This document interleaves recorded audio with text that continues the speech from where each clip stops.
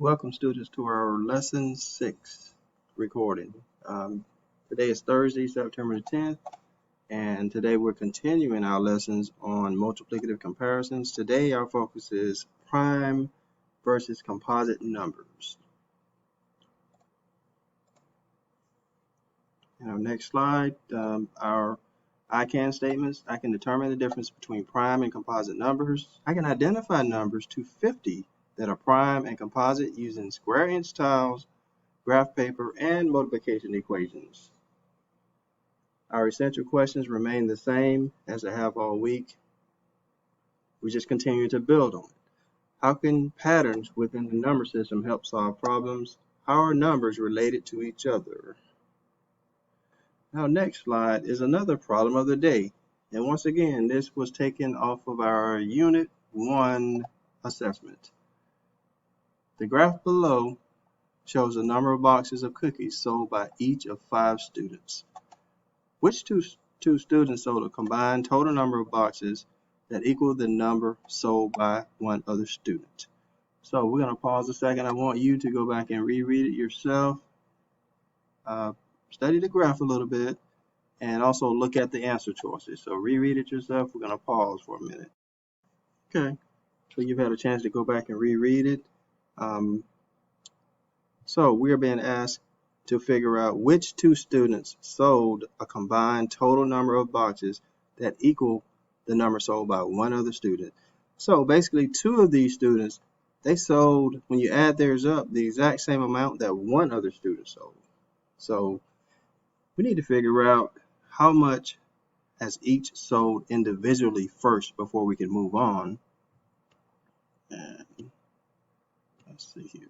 So let's look at our scale on the left side over here. We've got 0, 2, 4, 6, 8, 10, and 12. Our scale for each one is going to be 2. So the difference between one line and the next is 2. But what goes in the middle of each?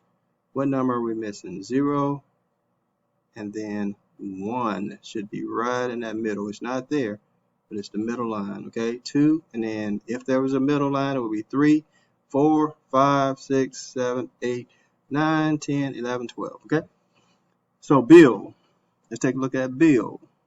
Bill's sold boxes that are in between 2 and 4. So his is 3. Let's go on and write Bill's down for 3. What about Jake? Jake goes all the way up to 6. Steve goes all the way up to 12. Meg goes up past 6. She's in between 6 and 8. Remember we said right in there it's going to be 7. So Meg sold 7. Jill is right at 10. Okay, so now we have to determine, so we got Bill with 3, Jake with 6, Steve with 12, Meg with 7, and Jill with 10. Now we have to determine which 2 of them, when you add them up, equals up to be somebody else's total number. So we're going to pause, and I want you to take a look and try to figure that out first on your own. So let's take a look at our answer choices. So look at the first answer choice is Bill and Jake. Bill is 3, Jake is 6. So when you add 3 and 6, you get 9. Let me go back and change my color.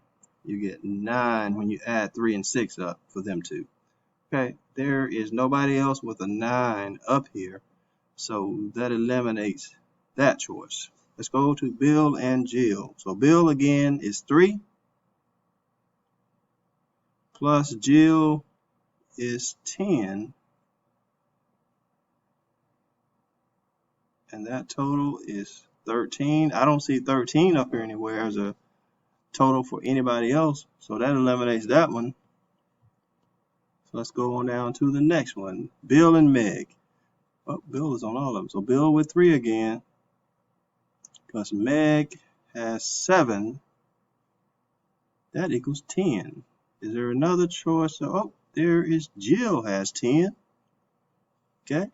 So that is going to be a correct answer for us. So see, when we add Bill and Meg up, their total number of boxes, it equals 10. And then we look at our graph to see, is there anybody else who had a total number of 10? And yes, Jill does. So that makes our answer C for this one.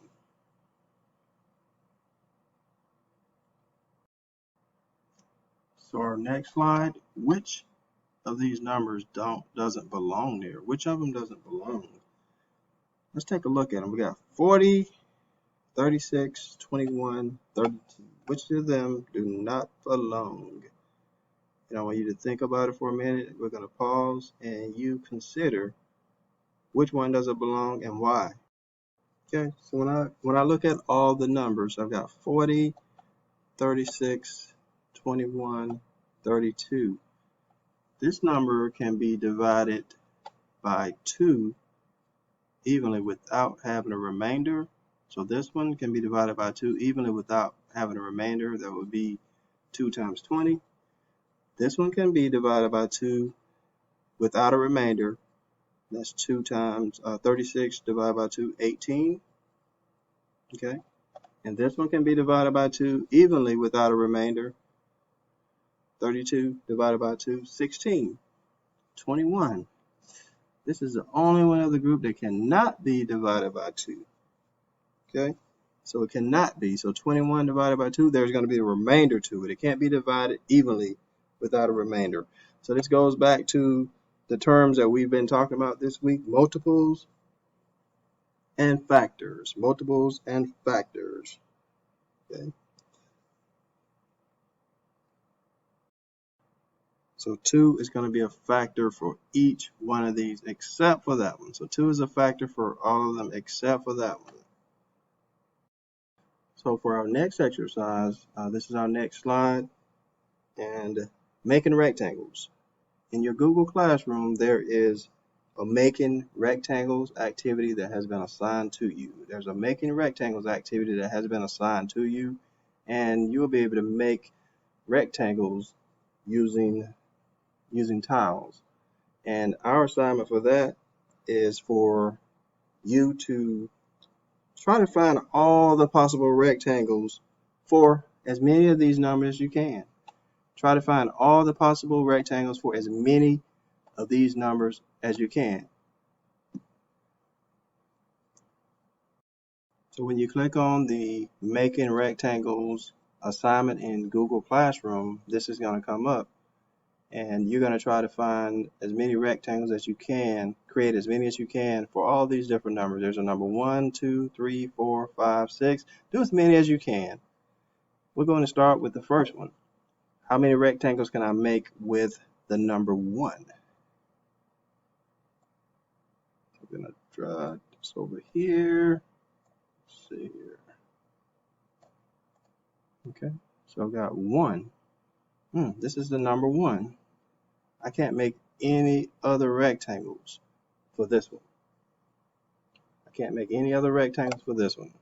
So we go down to number 2. How many rectangles can I make for this one using the tiles? I'm just going to start in the corner right here. Okay. You can only use 2 tiles on it. You can only use 2.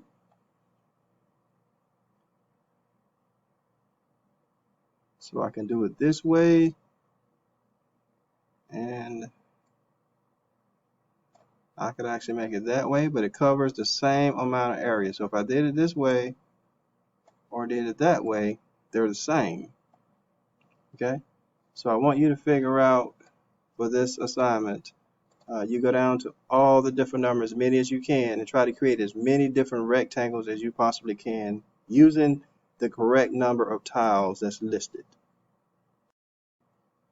So for the making rectangles exercise from Google Classroom, this is our answer key for that one. So for the number 1, you should have only had 1 tile by 1 tile.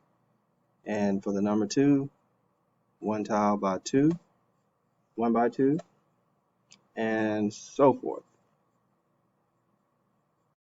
The 1 times 1 right here represents 1 row. This represents 1 row and 1 factor pair. These are factors, but it's only 1 factor pair. A pair is 2.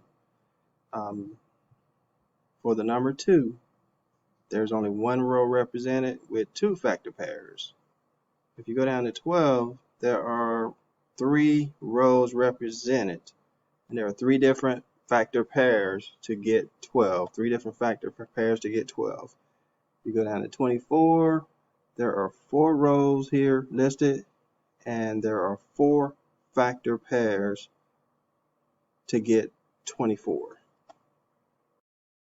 Okay, so on this particular slide, I've got some questions down here. So which rectangles have 2 rows? Which of them have 3 rows? Which of them have 4 rows? Remember we talked earlier about the fact that this represents only one row right here. These are 2 factor pairs, but it only represents one row. One factor pair, but this only represents one row. And for 12, this represents 3 rows. So we're going to pause, and I want you to figure out which ones have 2 rows, which ones have 3, which ones have 4.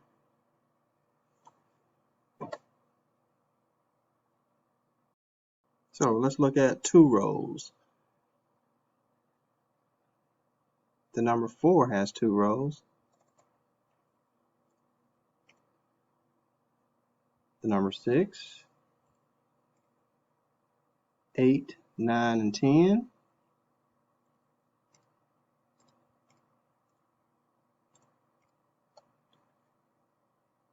14, 15, 18.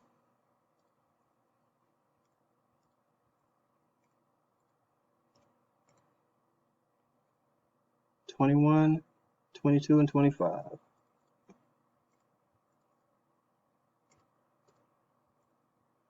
So they all have 2 rows. All those numbers have 2 rows. And I'm going to pause, and I want you to take a look at it and see if you can figure out how many have 3 rows and how many have 4 rows. Okay, so when we talk about 3 rows, the number 12 has 3 rows, number 16 has 3 rows, and the number 20 has 3 rows. How many of them have 4 rows? There's only one of them. That's 24. So that means that there are 4 factor pairs to make 24. All the numbers with only one row, which have only one factor pair, which is 1 and itself. The factor pairs with one row only include 1 and the number itself.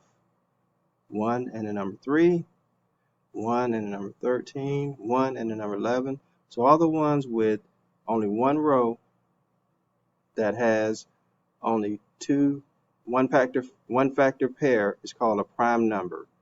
So these are all examples of prime numbers when there's only one factor pair, 1 and the number itself. All those ones with one row. Prime. So again, all those numbers are considered prime numbers with one row, and they have one factor pair, 1 and itself. They're prime numbers, all except for the number 1. All except for the number 1, and we're going to talk a little bit more about that one shortly, because it's neither prime nor composite number. So we talked about a prime number. All the other ones that has more than one factor pair is going to be considered a composite number. So all of the other ones with more than one factor pair is considered a composite number.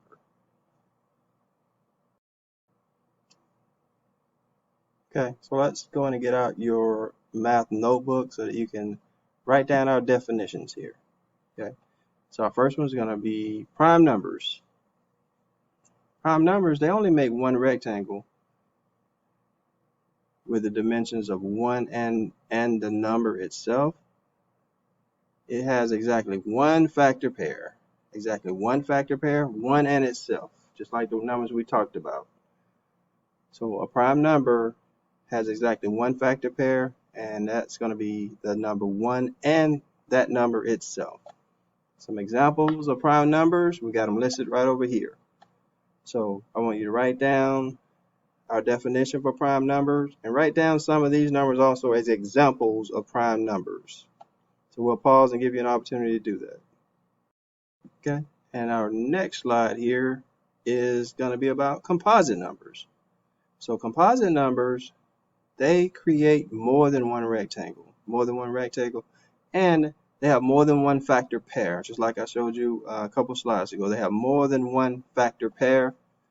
I want you to write this in your notebook. And also, there's a lot of composite numbers. Just take a few of these examples and just write the numbers in your notebook. So all these numbers are examples of composite numbers. So I'm going to pause. And if you're watching this recording and you're not in our live session, just go ahead and pause as long as you need to write these numbers in your notebook. And I mentioned to you earlier that 1 is neither a prime nor a composite number. It's neither prime nor a composite number. It only has one rectangle, and it's not considered prime or composite because the factor pair must be made up of two different factors. And the factors for 1 are just the number 1. 1 times 1. So your independent work for today, after our live sessions, or if you're not on live, your independent work for today is going to be completing a Khan Academy assignment. It is on your Google Classroom, and you'll see the assignment for Khan Academy for you to go to Khan Academy and complete the lesson for finding factors and multiples. Okay. The second assignment is for you. It's also listed on Google Classroom, but it's for you to go to page 65 in your math binder, complete the work on page 65, and then take a picture of your work and upload it to the assignment in math.